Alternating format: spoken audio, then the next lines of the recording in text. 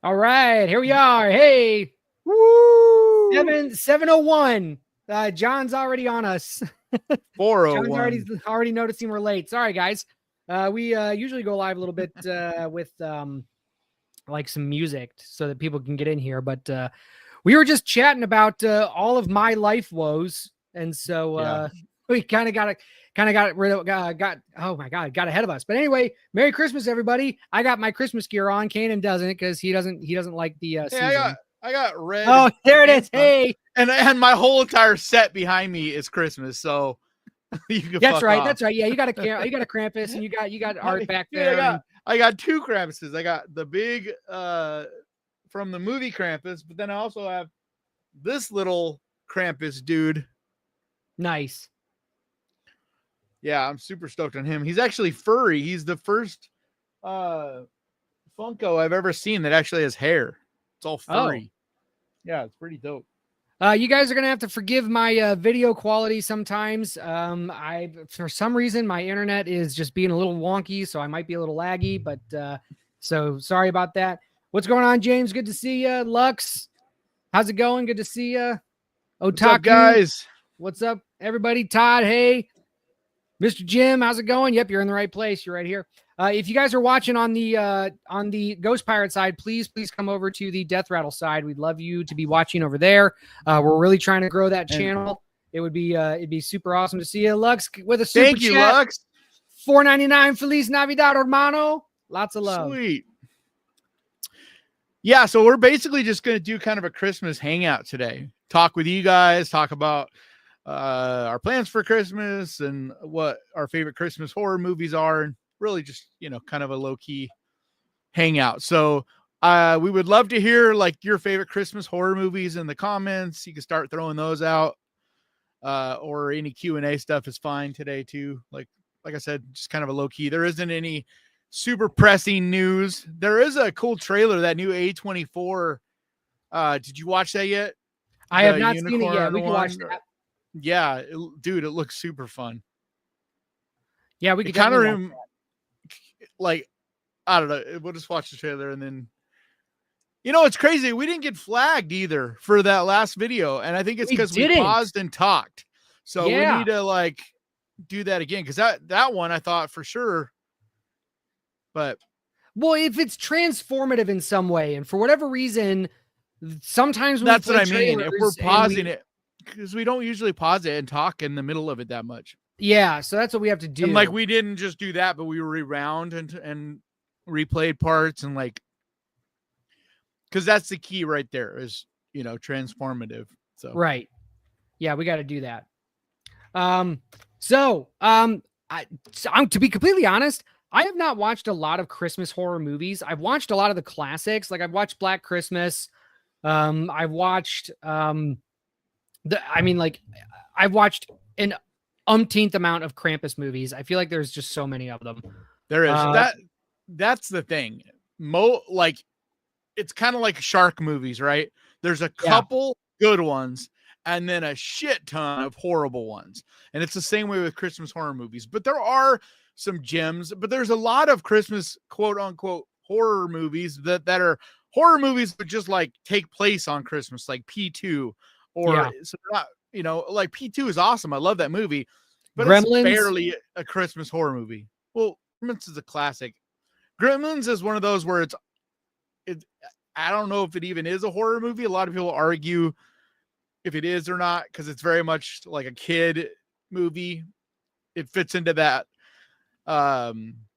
E.T. almost, like in the E.T. world a little bit, where it's like, it's got horror elements. It's an entryway horror movie for sure, but I'm not sure. Let me see here. But like what I'm talking about is movies like A Christmas Horror Story. That is what I wish there was more of, where it's very entrenched with Christmas. It talks about Christmas. Christmas is the theme of it. There's lore and stuff about Christmas. Like, it's all, the whole entire thing is very Christmas-esque. And it's like we have a lot of that when it comes to Halloween, but we don't for Christmas, and it's kind of a bummer. Man, Lex rolling in with another. Lux with $1.99 says, "Can I get an amen? Christmas movies lean towards comedy." Yeah, I mean, Yeah. Christmas movies lean towards comedy and family. That's the Yeah. one genre. So if you guys want some, inside knowledge about the film business, family Christmas movies are the only genre to outperform horror movies in the box office. They are actually the bread and butter of the industry. Yeah. Like a lot of people don't even realize that. It's where the vast majority of actors can, like, not your famous, big A-listers, but your regular, blue collar, so to speak, actors. A ton of them make a living from doing a bunch of the stupid Hallmark Christmas movies. Yeah. And there's thousands of them. Oh, yeah. Because every year there's Hallmark Channel and everybody else, they'll have a dozen or more new Christmas horror movies, and they basically cost nothing to make. Right. They cost about the same as a horror movie. No, they cost less in a lot of cases. Christmas Because you don't movies? have to worry about special effects. Yeah. All they have to really worry about is, I guess. is and they don't have to have any names. Like the actors, they don't have to have anything that brings people in. Horror movies will still get some somewhat recognizable names, and there'll be some kind of special effects. They're closer to like a found footage almost. They're not quite to the level of that, but yeah, I mean, it's crazy. There's actually I forget the name of it, but in Canada, there's a whole entire town that is Christmas movie. It's where they shoot all a ton of the Christmas Hallmark movies. Really, in Canada? Yeah. It's I want to say it's outside of Toronto, but it's basically a whole little Christmas village that year round in the middle of the summer, there'll be all this Christmas looking stuff because they're shooting all these Hallmark movies there. It's where the vast majority of them are shot. That's great. So, because I've heard a lot of low budget indie horror movies and stuff, they'll go shoot in that same area. Rebecca McKendry was talking about it. She did her, trying to remember what movie it was, but she did a movie up there because there's all the same, all the sound people, the lighting people, all those people. It doesn't matter what the location looks like. All those people are up there kind of working year round. And so a lot of little indie movies will go up there and, have people that are working on, the Christmas Hallmark movies work on their movie as well. It's because they're already all up there. Well, I mean, that makes sense, because it's easier to shoot movies in Canada sometimes. And because it's always cold and snowy up there, you can do it. I was looking for these are shot in the summer. There's no snow or any of that. It's all fake. You can't, most Christmassy or snowy kind of movies, they don't, it's kind of like Christmas Bloody Christmas was shot up the hill from me in Placerville. There's no snow there. They shot it in the middle of summertime. Most they just make all the summertime. Yeah, that makes sense. You can't control when there's actual cold weather. It's very hard to control it. Right. Yeah. No, that makes sense. That makes sense. But that's how you get horrible shit like the green one where everything is CGI snow and it's so fake. They didn't even shoot it at night and everything looks all jacked up. Oh God, they did day for night. Because I remember not watching that. Oh, it's so bad. That movie was so God. bad. Oh well. Yeah. Sorry. I was trying to find some screenshots of my Christmas short film to try to show, but I couldn't find any, so I'm not gonna. But how long is your Christmas movie? I think it's 13 minutes. Oh, okay. Yeah, it's nothing we can show on the channel.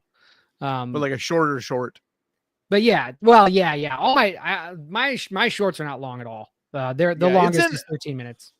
Isn't a short technically 45 or less? Yeah. Although I mean, I guess 45 minutes an hour, anything less than an hour really could fit into the shorts category. But for most awards, I think it's 45 minutes. Yeah, so 45-minute short films, I'm why don't you just make a feature? Yep. You got, but sometimes but sometimes that 15 or 20 minutes will ruin a project. It's I'd almost rather just stick with, I'm a big believer, same with even YouTube videos. Make it as long as it needs to be, not a minute more. Yeah, but too often you see things that are so padded and it ruins it when it's that's what I'm been trying really to say. good if it was tight. Yeah, like a lot of short films are way longer than they're supposed to be. That's why Yeah. I kept mine down to like 13 minutes. Like I have a 3-minute short film, because Yep. it's like this is all we need to see. This is all we need, needs to happen for the story. This is it. We Yep. don't need all this extra crap. But Yeah, because I think like there's like a sweet spot with that. Because it's like if I'm going to sit down and watch something, if it's anything over 20 minutes, then I'm kind of like with you. I'm like, I need to be in that. I'm just watching a movie mode. right, exactly. It's You like I know? only got so much time, guys. If it's a short film, like Yeah. come on. So when it's like 30 to 45 minutes, it's weird. It's like even if it's good, it still feels like there should be more to it because you're just Right. like. That's why, like, I got so pissed. So, like, have you seen? I'm gonna forget what it's called. Hang on, I gotta look it up. But I remember it's this Indiegogo. It was this Kickstarter campaign or something like that for this short film about this guy. It was like super 80s inspired, and that was the whole niche. That was the whole kitschiness of it. Was that it was supposed to be this like 80s inspired action movie where this guy time travels and kung fu fights Hitler. Do you know what I'm talking about? That sounds fun though. Oh my God. Well, so anyway, dude, there's so many Indiegogo shorts, man. I'll find it. I'm constantly getting people hitting me up and be like, "Hey, we got an Indiegogo short. Can you help us promote it?" I know, like, dude. I you know what? God, okay. I'm gonna go on a rant here. First, I want to talk about this Kickstarter campaign for this short film, and then I want to rant about Kickstarter campaigns for short film. Okay, because I think this is important. So, firstly, this they never said it was a short film when they were on the Kickstarter. They said they were making a movie. This was going to be a feature-length movie. They raised over $1 million for this movie, and I'm like, hell yeah! What? We're gonna. How do you not make a movie if you raise $1 million? Anyway, when I backed the Kickstarter, I was supposed to get a Blu-ray of the movie. I was supposed to get a signed poster by the creator and whatever.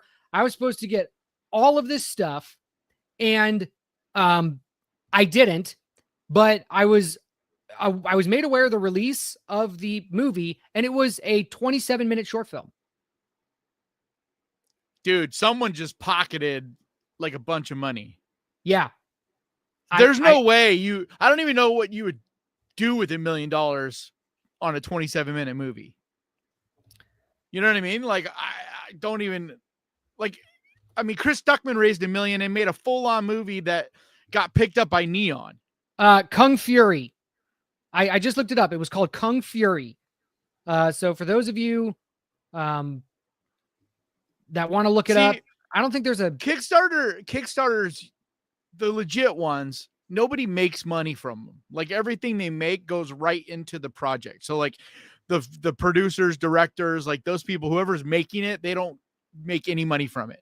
It's like my buddy Cecil over on the Horror Channel when he raised money for Dylan's New Nightmare, and he's making Dylan's New Nightmare 2, or like Never Hike Alone. Those movies, like those guys haven't made a red cent. Like they literally, legally, you're not even allowed to make money from it. You're not?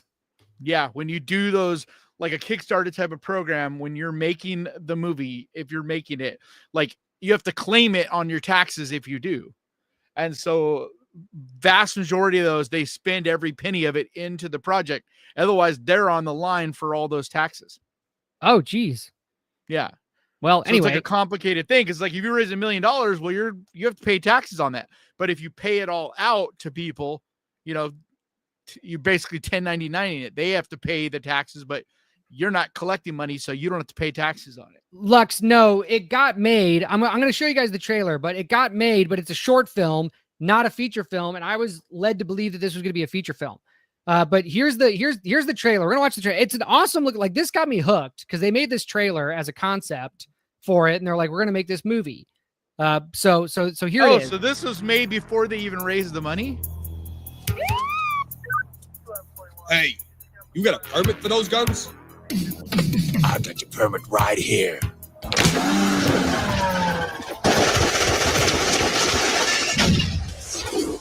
All units, we have an ongoing shootout at 24th and Northwest Street. I'm on it. So that's the guy. This is the guy who started the campaign. Who has been raising all the money and doing all this stuff, and was they were going to make this How long movie. ago was this? This was like 2013, 2014, somewhere around there. And they made a short movie, but that was it? That was it.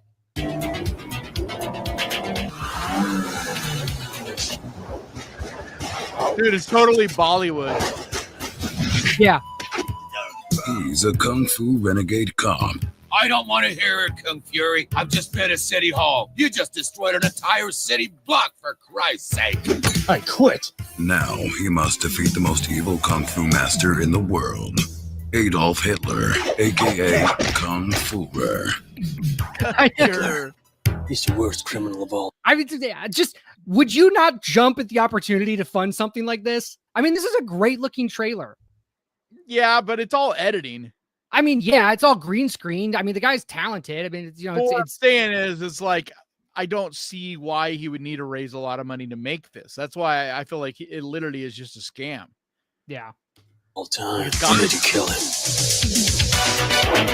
I can hack you back in time to Nazi Germany, just like a time machine.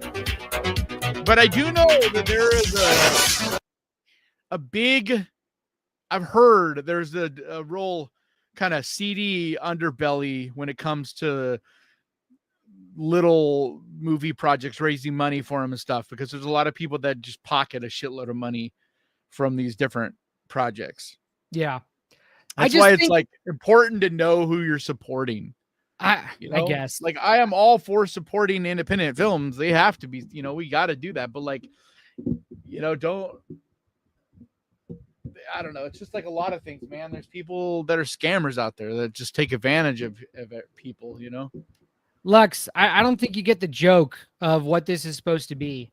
Like, this is a very well done 80s parody. Like, yeah, it's supposed to be bad. Like I said, it's Bollywood. It's like Bollywood inspired kind of. Yeah. This is supposed to be bad. This is the trash movies, not trash, but like this is like the trash, like just gonzo bonkers movies that they were making in the 80s. You know, where all of the memes come from with like the renegade cop and stuff like that. Like that's what it was. Like this is all. I mean, look at this. Come on. It's why I love a movie like Hobo with a Shotgun. Or exactly. Turbo Kid. Turbo Kid is the best one that I've ever seen. For Too that far type back of in thing. time. This is the goddamn Viking Age. I'm a cop from Damn, the she's future. hot. I need your help.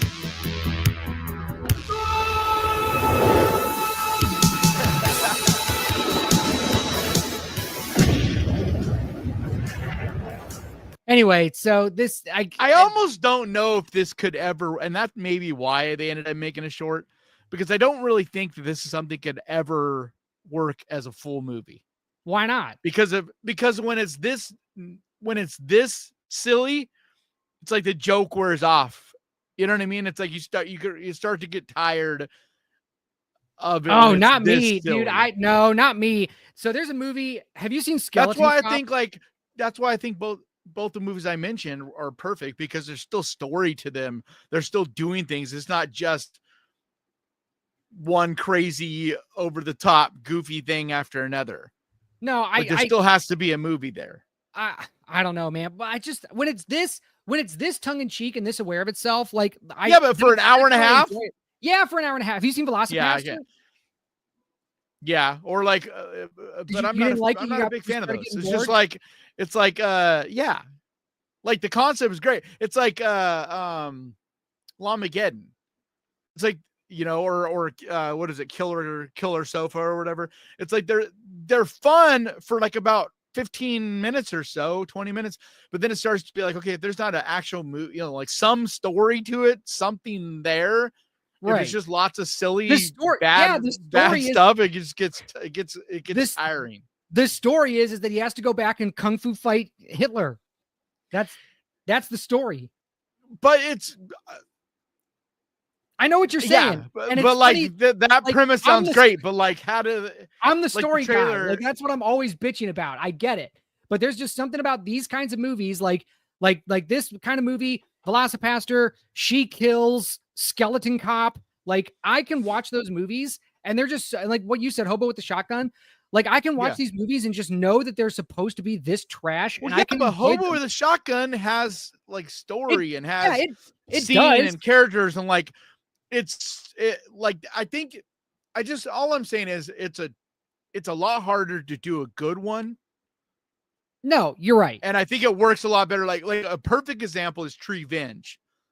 Venge is amazing, dude, but it only is 20. It's like 15, 20 minutes. If it was longer than that, it would just, start to get boring.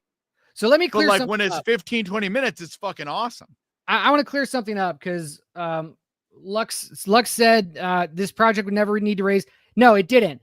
I don't think that the original Kickstarter was asking for $1 million. I think the original Kickstarter was asking for like 10 or 20,000. Yeah, and that's what it should be. And it just blew up, and they made like over $1 million. Yeah, but what did they do added, with it? That's the problem. Like, right? No, you're right. What did they do with it? Yeah, they probably just pocketed it because we definitely didn't get a feature length. I never got my Blu-ray. I got was the short film, which was like I had fun with. I liked it. That feels like someone from like another country or some shit. Just because anybody here would be on the line with the IRS. Like you raise that amount of money and you don't show receipt. Like IRS will audit you in a second, right? And if you don't show receipts for all that money, like dude, you're on. Like I was saying before, like. That's why it's hard to make these little indie movies and make a living yourself because you have to still 1099 it. So if you pay yourself anything, it's just like anything else. You have to pay taxes on all that. Right. So you have to put yourself on it like you would any of businesses. Like this is my salary. And then I know what you were saying earlier. I'm just wondering if like that is actually something that the IRS could come after you about because like those were all not stretch goals, but those were people that were just donating. They were just over donating. So it's like, what are you supposed to do? They had their stretch goals, but I don't think their stretch goals ever reached $1 million. You know what I'm trying to say? It's just like with Terrifier, like the first, like Terrifier 2, Damien Leone didn't make any money from it. Like pretty much nobody made money from it from the initial GoFundMe. Then the movie made a bunch of money in theaters and all that. Then they were able to then they took some money from it. So that's how all those people ended up making money. But like the whole cast and everybody for Terrifier 2, when they raised the $250,000 to make it, they didn't take a single penny because then you're on the hook with the IRS. Who didn't? Damien Leone didn't? Yeah, none of them. So what did they spend it on? On making the movie. No, I understand, but you got to pay actors. You got to pay. No, you gotta, like, as far as I know, Beta, I mean, some of them, like Lauren Lavera, probably got paid maybe something. I know Damon Leone didn't take any money from what I've heard. And this is just secondhand. I haven't heard this from them. But from what I know, even David R. Thornton didn't really make any money on it. It was until after the movie came out and it ended up making $10 million in theaters. And then they ended up getting it. Like they all got money on the back end. They were going the front end. But it went to special effects, like it went to material cost. It went to hiring people to come in and do things like they spent them. That's how you make independent movies. Like if you making these movies, you can't really get any money from them because if you actually pocket money from it, then you got to pay taxes on, and it gets super complicated. Yeah. Most of them, they'll pay their expenses. So it's like, while you're working on the movie, you can pay for your life expenses and things like that, but you got to have receipts for everything. Right. So that's why most of them, they don't pocket anything because it just gets really crazy, complicated when you deal with all that. So they make money when the movie makes money. Lux, I watched movies, I don't know, the same way that a lot of people probably do. I just went and found things. I also had a lot of people recommend stuff to me. So like about super niche movies, like I had a lot of people recommend things to me and I would watch them. I didn't like a lot of it, but I mean, I would still watch it. There were some gems that I found that I liked, but other than that, but that's just to answer your question about how I watched movies and how I found out about them. It was a lot of it was recommendations. But anyway, so yeah, this is this is also something that I don't think, just based on what we were talking about as far as like taxes go and everything, all of the different responsibilities and just attention that you have to pay to everything. I don't think independent filmmakers should be making movies by Indiegogo or Kickstarter or crowdsourcing. I don't think that they should be doing that. I think a lot of independent filmmakers should focus more on trying to raise money through private investments or like sponsorships or something like that, or putting up their own money. I think a lot of people, like, I just watched a campaign fail, and that's going to hurt you in the long run. Because if you try to set up another one, people are going to look at your history and they're going to see that your campaign failed. And so they're going to be like, so that's not going to give them confidence that you're going to be able to raise the money next time. I think the best way to do it is like the way Chris Stuckman did it, where you have, it's like if I were to be at a point where I don't have the clout or anything like that right now, but I could see in a couple years from now with the Ghost Pirate brand and, you know, what I'm doing on this channel, being able to, like, you know, because I literally get comments constantly. People are like, when are you going to make a movie? When, you know, because they want to see what ideas I could come up with. And so I feel like if you build a platform and like that's why I was saying you need to know who you're supporting. And I think it also kind of goes the other way, where you shouldn't be asking people to blindly give you money for something. Like, it's like, if you're a credible source, you're a filmmaker, you have other things. That's why I tell filmmakers constantly, make shorts, man. Make shorts that you can get grants. Like, you know how easy, dude, you can get grants all day long from the city, from art department budgets and stuff. Like, I know so many people. Hang on. Depending on your city. Okay. I also went the grant route, and it's not that easy, especially like Jacksonville does not have, it's not easy to write grants, but I'm saying it is like, you can apply. It's available.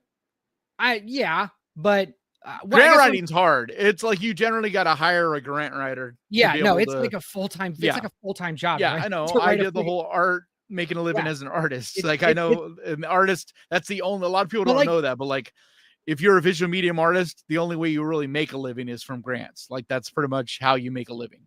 But like what you were saying, somebody with a platform like yours, somebody with a following like yours, and like what Chris Stuckman did. Yes, those are the kinds of people that could be successful in crowdfunding, because they've already built up an audience. But it's not just being successful. It's like I said, you shouldn't be asking of perfect strangers for money. Like, you know what I mean? Like, it feels like a handout kind of, you know what I mean? It's like you're basically, like, it's like a higher form of panhandling.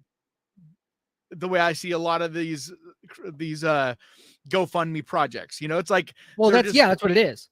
Yeah. And that's I agree with you. Well, to an extent, because I'm not saying you shouldn't, but I think you should be like a legit you're not having a legit idea and project and something, and not just being like, hey, send me money. Yeah, well, I guess let me walk that back a second, because it's not like if you're supporting a GoFundMe or if you're supporting a crowdfunding campaign, it's not like you're giving money for nothing. You know, you are getting something in return, right? So I'm not sure it's exactly panhandling, but I think what you're trying to say is if you're just a nobody and you're going out there asking for money, people are going to look at that and go, "Who are you? Why should I give you money?" I don't know, man. I know, and I'm not alone in this. I've supported a bunch of different GoFundMe or what's the other one I keep spaced on? Indiegogo. I've supported a bunch of those, and I know people that have supported a bunch of those, and you rarely get anything. And if you do get your stuff, you know, it's like you're paying $50 for a $10 t-shirt. You know what I mean? Or you're paying $80 for a Blu-ray and a signed picture. Like, you know what I'm saying? Like, it's not a one-to-one. It's not like you're just buying stuff from a merch shop. So like most people, when they do that, they're not doing it because they're trying to, like, because they want the products they're giving money for. They're wanting that project to happen. And it's not just movies. I mean, there's tons of businesses that have gotten their start from GoFundMe. It's just, it feels like it's one of the most messed up things to basically not even make, because it's not like anybody's really getting anything for their money. It's all about wanting that project to happen. And it's such a messed up thing to not even really do the project if you get this lump sum of money. I don't know. But the thing is, for everyone that's like a scammer on there, there's a dozen other amazing projects that only happen because there's something like that in place.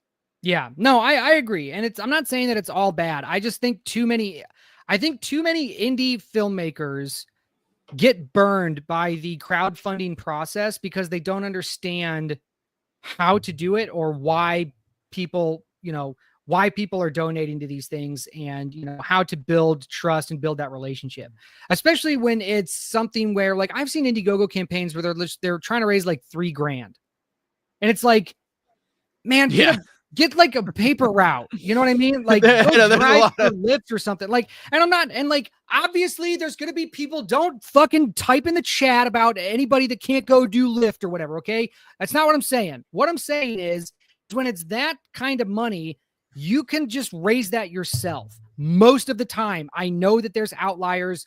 Please do not say anything in the chat. Please. I'm just saying, if you're going to be going for an Indiegogo campaign or a crowdfunding campaign, I think it should be something that is like a little loftier, It shouldn't be your first. Well, and right. It should not be your shouldn't be your first thing you do. It's correct. Like, right. And I agree. It feels like we've gotten to a point now where a lot of artists think, it's not just filmmakers, but just artists in general, or really anybody, like, thinks they could just go that as their first and only route. And it is very limiting too, because if you, like you said, if you fail at that, then it's like, then where do you go? Right. So that's why I think it's that's important what it is, because if you fail, to look into all your different avenues, Yeah. And if you fail, like I was saying earlier, if you fail at a crowdfunding campaign, people are going to look at that in the future and they're going to say, well, he failed this one. That doesn't give me confidence that he's going to make, that he's going to be successful on this next one. So I think a lot like what you were saying, make short films first, cut your teeth on short films with no money, make with fucking no budget. YouTube videos. And literally, I don't know why there's not more filmmakers doing that. Just get like whatever camera, whatever, your phone, like whatever you can afford. The same way I started this channel, like I didn't have anything. I literally had a phone. That was it. And I have been able to build, it's still small in the scheme of things, but I'm making a living, you know what I mean? And my point is like, if you want to make movies, make fucking movies. You want to make art, whatever it is, like start making it. And however way you can come up with, like, dude, that's why I was so impressed with Milk and Cereal. Those guys made a movie for like a couple $100. I think it was like $100, like literally like basically no money, and just their friends. And they put it and they could have made money immediately. Like they had distributors offer them money to put that movie out because it's good. And they still just said, no, we're putting it on our channel. So it's like literally it's all them. They're not asking for help from anybody. Like if it makes money, which now it's made money, it's all, but not only to be able to now invest and do other things. Not only did it make money, but it grew their platform and it grew their influence base. And so now they have a built-in audience to where anything that they make is going to get seen. And that's what I was talking about before. Like just go and, like build a platform, like before you ask for money, like all you're going to do is like burn people and make a lot of people upset if you try to go that route. Like instead try to build something, because it also, you build ideas too, and you as a creator or artist or whatever learn a lot. And it's kind of like if you haven't made a movie and you're trying to get money to make a movie, how much or how far do you think that money's going to stretch if you don't know how to do it? Right. But like if you cut your teeth on all these other projects and you've learned along the way and done a bunch of stuff, worked on other people's movies, like whatever, then you're not going to squander any resources that you do get. Right. You're going to know you're going to have an appreciation for it, and you're going to know how to stretch those dollars when you have them. I mean, look at a great example of being able to blow the fuck up is look at the guys, the Raka brothers. Oh yeah. Dude, like, because not only did they make Talk to Me, which critically acclaimed, made a bunch of money, like all this, right? And now the world is their oyster. They have opportunities from every direction. But they had built a huge platform on YouTube before that, making these little movies that started out being like 30 seconds to a minute long, these weird skits. And then as time went by, they got money. They did more and more special effects. And I mean, you got channels like Corridor Crew. Now is over 10 million subscribers, and they've made all kinds of, they have their own website where they make their own series and movies and like all this stuff. And they started out the same, just literally knew how to use computers, learned how to do editing and special effects and stuff on their computers, and started making their own movies. And now they have Corridor Crew Digital. It's like they're, their own production company. Yeah. There's a lot of different ways you can go. And that's one of the ways you can, but you got to make a good film. You got to make something good. Yeah. You got to just do people. It's like the whole winning the lottery thing. That's why I've always said, I have no desire to win the lottery. I don't play the lottery because I don't want to win it.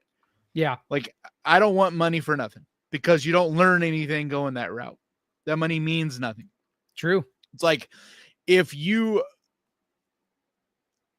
like, everybody wants this get rich quick kind of thing. It's the same way with being an artist or whatever. The truth is, most people that are successful have had a long journey and a lot of blood, sweat, and tears to get there.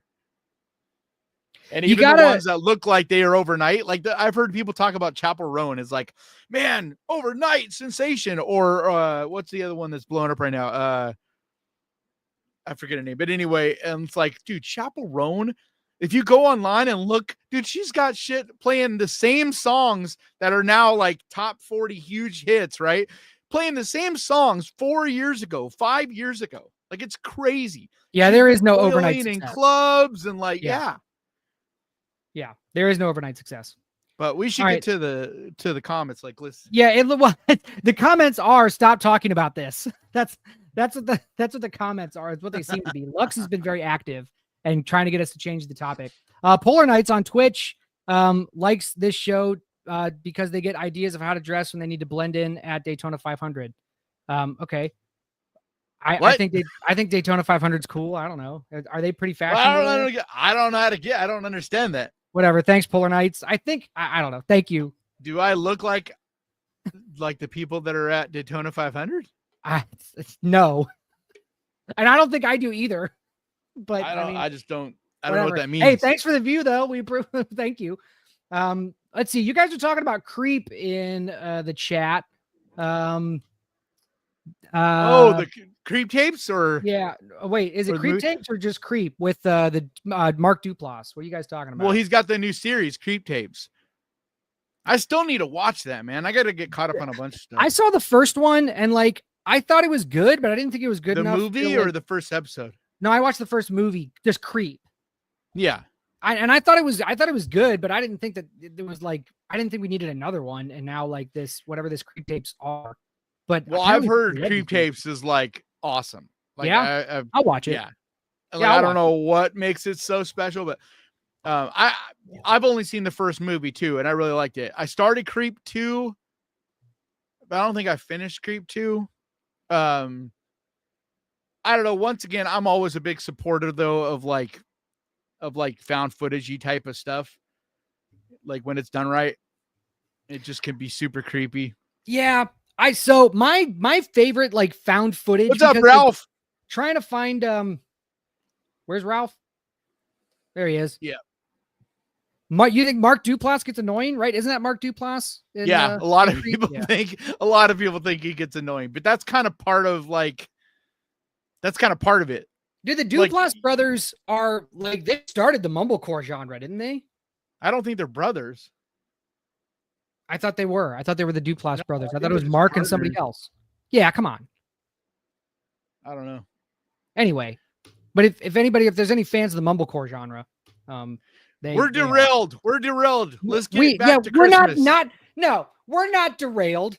We're just talking shit. And that's I know, but we're supposed to talk Christmas.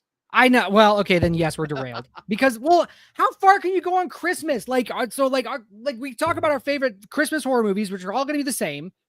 Well, no, I want to know chat. I want to know what their favorite Christmas movies are. Okay, chat. What's your favorite Christmas movie? I want to talk about what everybody's plans for Christmas are and stuff. I want to actually talk to chat for a change because we don't get, for the last 20 minutes, I'm like, it'd be nice to kind of spend no, time it's with fine. our chat. We do What's whatever. up, prop whatever dude? we want. There's Prop dude made this and like a whole box of different ones they have up there. All these different. That's excellent work. Hellraiser. Yeah, it's from the newest Hellraiser. This one is this one is the La Durant. That's one of my favorites, so I put that one up there. But then he also made where's the other one? Lux, I gotta scroll. Lux has like 5 chats per second, and I have to. Mumblecore is a semi-scripted genre that is dependent on dialogue, and is like very low budget. So I've never really understood what the hell is Mumblecore either. It's usually character dramas. That's usually what it is. And it's more focused on dialogue than it is anything else. One of the most, it's one of the Duplass brothers' like first short films. I forget what it's called, but all it is this guy comes home and he tries to re-record his answering machine, like the message that he leaves on his answering machine. And it's like 5 or 6 minutes of just him struggling to do that. And that's like the birth of Mumblecore. But then you have other movies that take place that are like pretty much just dialogue heavy and character drama. Like that's what Mumblecore is. You don't see it a lot in horror, but it's it's a genre that a lot of people like. But that's that was like big in the early, like mid 2000s or like 2000 teens. Yes. So that's it. So okay, guys, so your favorite Christmas movies, what are they? Because we in the first 5 minutes talked about what they were. And what are you guys doing for Christmas? I am going to see Nosferatu with my sister on Christmas Day. I gotta find somebody to go with. Yeah, I could have seen it at home on a screener, but I was like, man, I'm not gonna watch Nosferatu at home on my computer. No, yeah, dude, you got to see it in the theater. Not gonna do it. Yeah, but it sucks because like all these other YouTubers I'm friends with, like they all saw this movie already like weeks ago, and I'm like, ugh. But I am not going to put out my end of the year. This is how much I have faith in that movie, is that I won't make my best of the year video yet until I see it, because I think it's going to be in my, I think it'll be in the upper half of the top 5. Like it has a chance to be up there. I have been actively not consuming any Nosferatu media since I haven't watched any reviews of. Yeah. I haven't even watched the newest trailer. Like I watched that, I think the first trailer that we watched on here. Right. And I think that's the only thing I've seen of it. Yeah. Like, I want to go in there as my speed. Yeah. I want to go in there as blind as possible. And I swear to like, there's no way Robert Eggers can screw that up. No. Right. Like there's no way. Yeah. The only thing I could see people maybe I don't think I'll have a problem with it, but I could see people being like, it's slow, it's boring, like they do with The Witch. But like, I don't feel that way. Like I said, I think it's my speed. Like I don't, you know what I mean? Yeah. Like Jack says, I like that moody, creepy, atmospheric slow burn. Yeah. I just like Robert Eggers. Yep. Like, so that's what it is. Jack says he's been a fair at Rare Exports. I didn't like that movie when I saw it. It's what? I thought they were going to go, what did I think about it? Cause I only saw it once. That's in my top 10. I only saw it once, like 3 years ago. And I don't remember liking it. Maybe I need to watch it again, but I just don't remember liking it the first time that I watched it. I remember being pretty underwhelmed at the end. That's what I remember about it. I love that filmmaker. Like he also did Sisu in 2022. Yes, I like Sisu. I thought Sisu was great. Yeah. That was the same guy. I didn't know that. Yeah, I thought Sisu was great. Daniel says he likes the Tales from the Crypt episode where the killer dresses as Santa and the kid trusted him because Santa. Oh, do you remember what that? I only vaguely remember that episode. I do. Do you remember what that episode was called, Daniel? Nosferatu is not a remake, right? I think it's an original take on Nosferatu. It's not. They're not trying to remake or is it technically a remake? Maybe it is.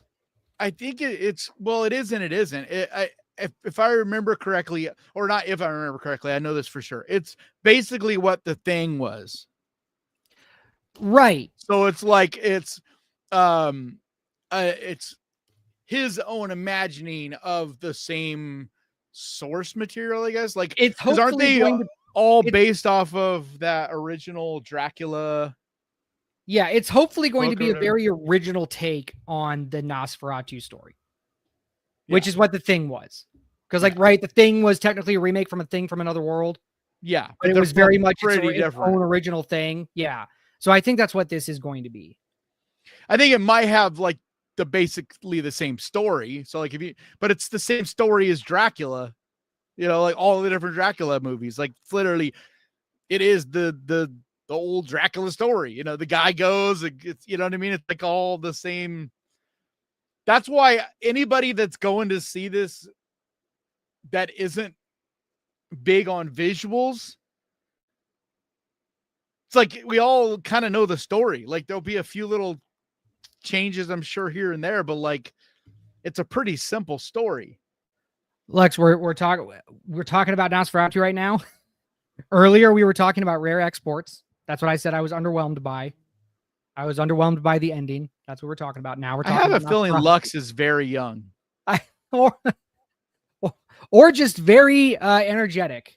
Because like look at this 1, 2, 3 chats, like all within like 5 seconds.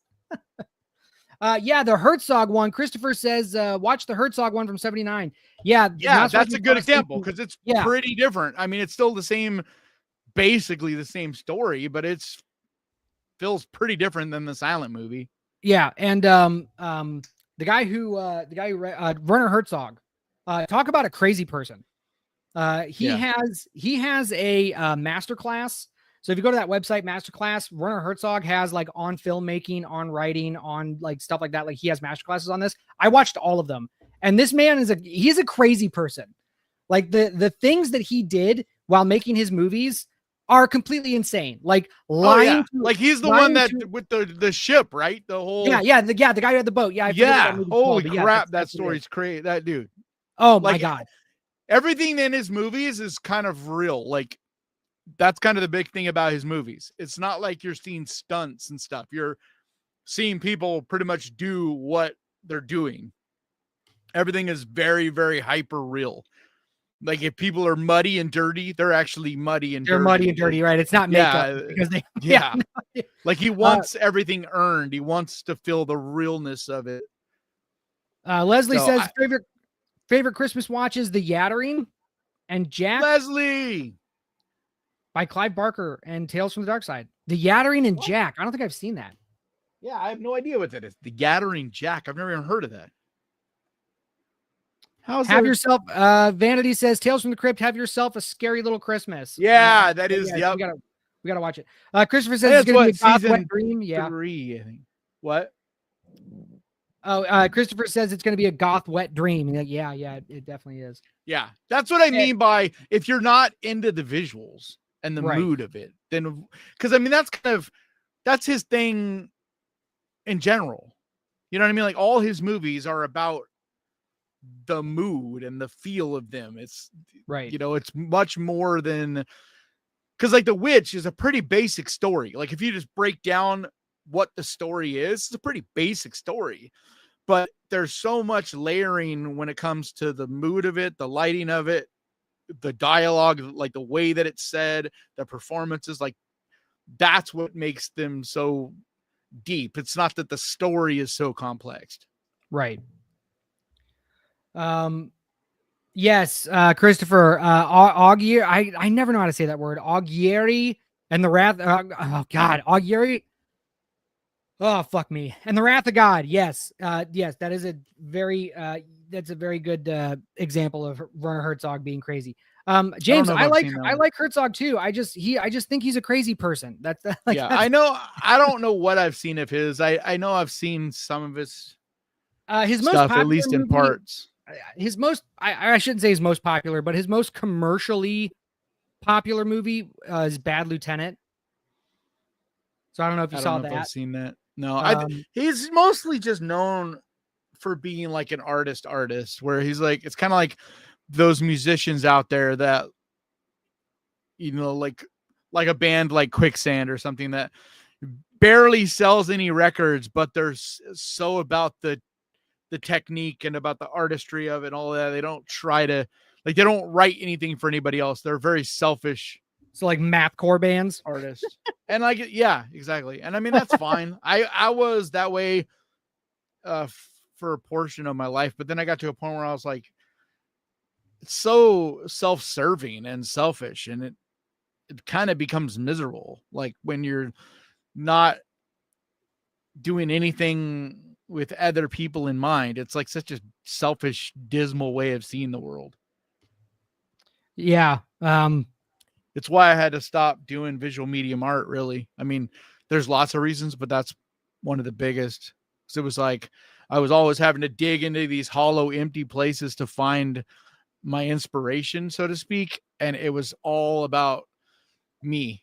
Like everything was about my feelings, my thoughts, my whatever. It wasn't about making something that other people could enjoy or that would impact them in any way or whatever. So, well, you know, they say to make good art, you have to suffer a little, you know? Yeah. I don't buy it. You don't I don't think think so? that's the way. No, I don't really think that's you the don't way gotta it hurt works. a little. You don't gotta go through. You don't. No, but I think you simply will. I think you have to be willing to, and you will along the way. But I don't think you have to. Like, there's a lot of artists that like almost like they live the martyr life, and I don't think that's. I don't buy that at all. I don't think you have to be a miserable human or a martyr or any of that. It's just some of that's going to happen to you in your journey. No. I'm not saying you have to be miserable. I'm just saying you have, because like think of all the great artists. Like they're all like tortured artists, or they have like just, you know, all these. Yeah, but then you have someone like Picasso, who's considered one of the greatest artists, right? And the guy lived like a king. He was a piece of shit, but he like he lived like a king. Yeah, no, you're right. Bad about, you know, Dali is another example. I just don't think you have to. I think there's gonna be. I think as a human on planet Earth, you're gonna deal with stuff in your life, and I don't think it matters.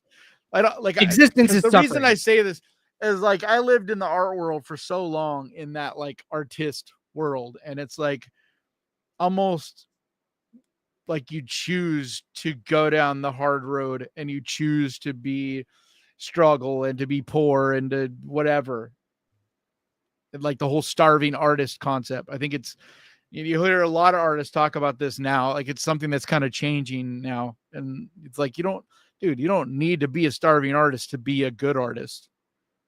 Yeah. No, I don't think you need to. I think the problem is the reason why we have a lot of the starving artist trope, and, you know, why artists are mostly like poorer, is because that side of the brain that is like the analytical side or the business side, you know, ways that, you know, you can monetize art, is just not active as much in those kinds of people. It's why you always have like, and I'm speaking strictly from like a filmmaking aspect, because that's the only art that I am most familiar with is filmmaking and music.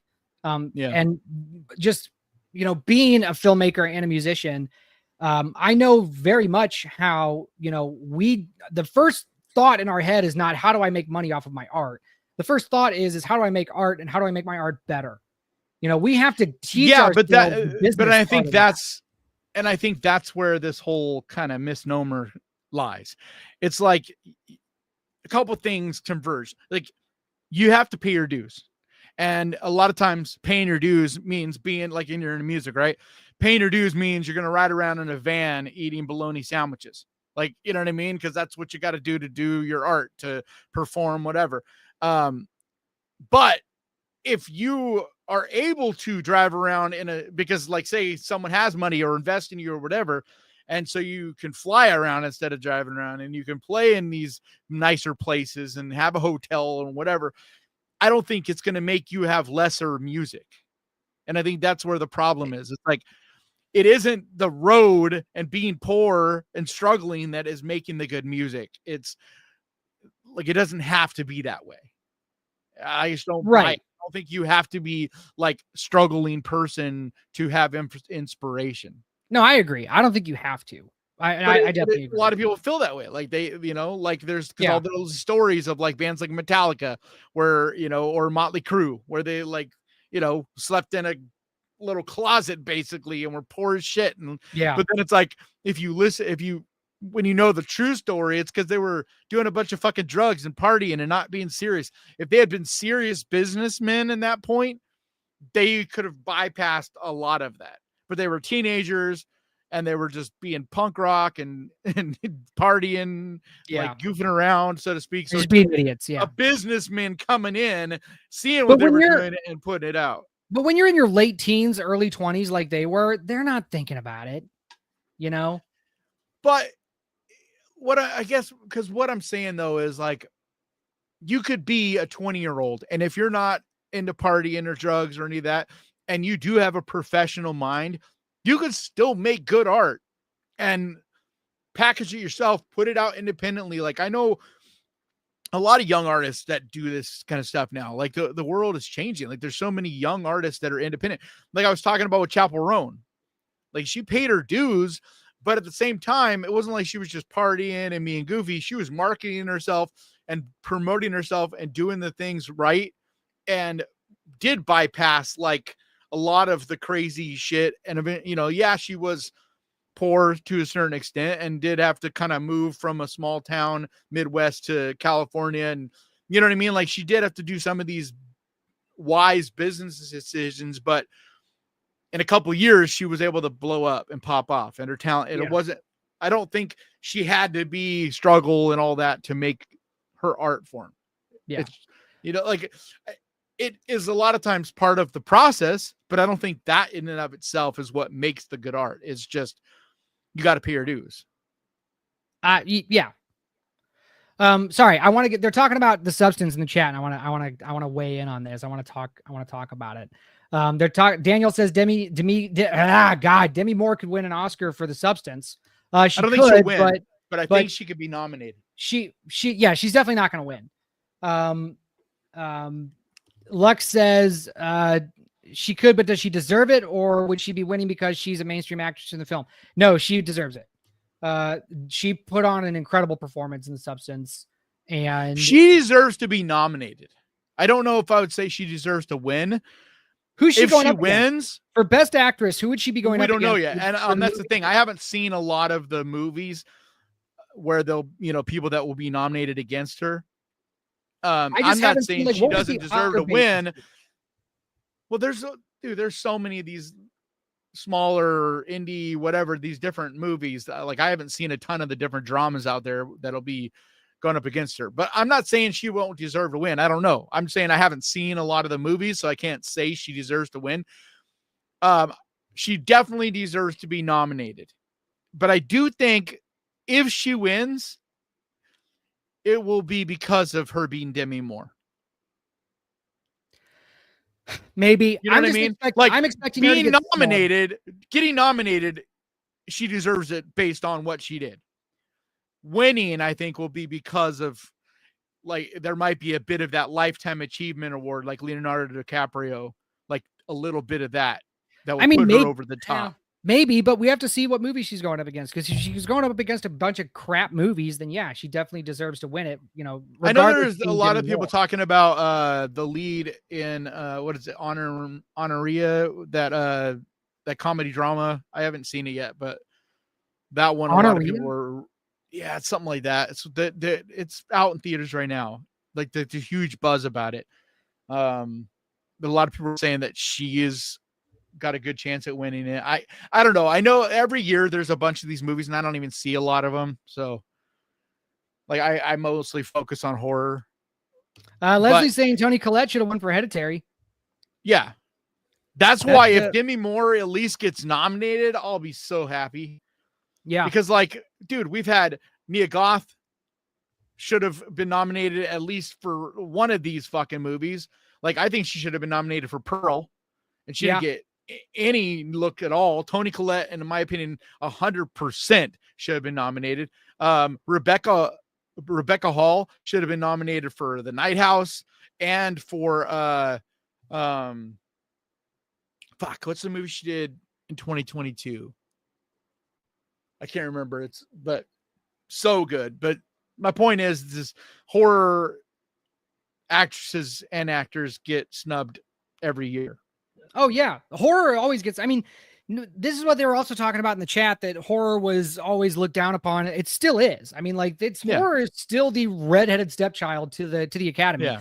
And yes, the Oscars are trash, the Academy's trash, blah blah blah. But they still carry a ton of weight, carry a degree of legitimacy. And the more that horror gets that legitimacy, the more people are gonna try to look into it. Yes, they are garbage. Yes, the new standards for winning an Oscar is garbage. We all know this. It's still carries with it a weight.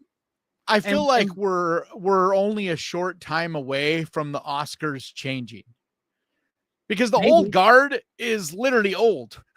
Like, you know what I mean? Like, oh yeah, Hollywood is changing, and a lot of it is because a lot of those old motherfuckers are dying. Good. Like, that's just the way it is. It's just like politics. Like, it's going to change too, because a lot of the people that run the world are old and they're dying off.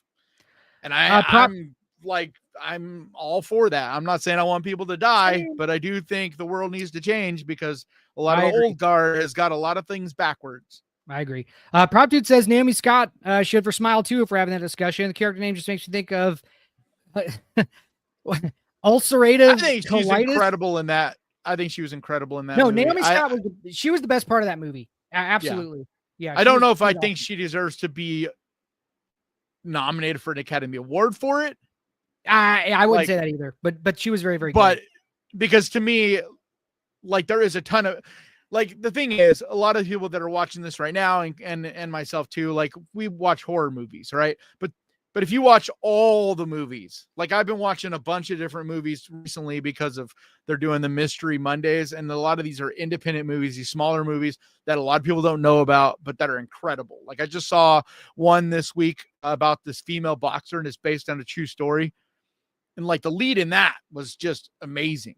But, like, a lot of people don't was know that of this movie. No, it was what? No, that Monsters Ball was like 10 years ago. This is a brand new movie. There's the new. Sorry, my bad. I'm sorry. Yeah, it's called I'm like trying to keep up with chat and listen at the same time. Like, these guys like are going a million miles an hour. Inside, or while you're looking it up, Daniel, the Oscars have awarded horror a couple of times. The most notable one is The Exorcist. What? No, yeah, The Exorcist was nominated, but it didn't win. So Honora is the movie that everybody is raving about, that is going to have a lot of buzz at the Oscars. Okay, yeah. So The Exorcist won Best Writing. Yeah. And Best Sound. It was nominated for a bunch of stuff. Didn't Jaws get nominated for some stuff? The only one that's won that I know of that is one is because Nope was also, or not Nope, Get Out was also nominated. Yeah, and then but the only one that's really won is Silence of the Lambs. That's and I don't even really consider that a horror movie. I've always been kind of on the fence of that being a horror movie. Like, it feels much more like we don't have time to crime, argue about that. Like a crime thriller. Jaws won Best Editing and Best Music. Like, I'm not against it. I'm just saying it doesn't feel like a true blue horror movie. Like, to me, if The Substance wins anything, like, that's a true blue horror movie. Wait, say that again. Like, Silence of the Lambs, I'm not saying it's not a horror movie, but it kind of feels horror adjacent. Like, it doesn't quite feel like a true blue, everybody agrees this is a horror movie. Whereas if The Substance wins anything, there's no one that'll argue that's a horror movie. Right. Leslie, you are also correct. Horror is the only genre that is fresh anymore. You're absolutely right. I don't agree with that. It's indie. Indie films are the only thing that are fresh. Okay, yes. Because there are tons of movies that are not in the horror category. Like Everywhere or Everything Everywhere All at Once. It's not a horror movie, but it was one of the most unique, refreshing, fresh movies of the last 20 years. It's just independent. That's why I love A24, because it's like every year they are the ones that put out the most unique, refreshing movies. Even if you don't like all of them, they're all unique and different. Oh my God. Oh, we are over. My God. Damn it. I'm trying to find for all the complaining about how we don't have a schedule to the show. We've been talking for over an hour and you guys haven't said anything. What do you mean we don't have a schedule to the show? We don't, dude. We said we were always talk start about on time. We didn't talk about anything. Oh, we talked a little bit about Christmas, but listen, this is our show. Okay. We can talk about whatever we want. Well, I said in the beginning that this was going to just kind of be a hangout. So but I can't find this damn movie. All right. While you're looking for that, we are not on next week, folks. So next week, enjoy Christmas with your family. Go see Nosferatu. That's what we're going to be doing. But then Wednesday after that, that would be January 1st. January 1st. So New Year's Day, we will be streaming. So we will be talking about New Year's Day, what we did, probably what we did over the holidays. But most importantly, we're doing our top 10. And then, yes, we are also doing our top 10. So hopefully we stick to that at least. But that's because that's a very important. You got to recap the last year. So yeah. So please, if you guys are watching on Ghost Pirate side, please come over to the Death Rattle podcast and subscribe to us and watch us over there. There's about 12 of you watching over there and 26 on Ghost Pirate. Please come over to the Death Rattle podcast channel to watch us and chat with us there. We would love to talk to you guys. And I'm sorry that we haven't gotten to a lot of your chats. You guys are very fast today, and we don't have a producer, so it's me. I'm producing this. Like I'm the one that's clicking all these things and trying to read and listen to my co-host at the same time. So please. So anyway, but thanks for watching us, guys. Kanan, did you find that movie yet? No, but on Honora is that one as the Honora, but I can't find a. Damn it. Why is it not listed anywhere all of a sudden? It's so weird. Okay, just tune in 2 weeks to see if Kanan figured out what that movie was. That's our bait for the next episode. Thanks, guys. Thanks again for watching, guys.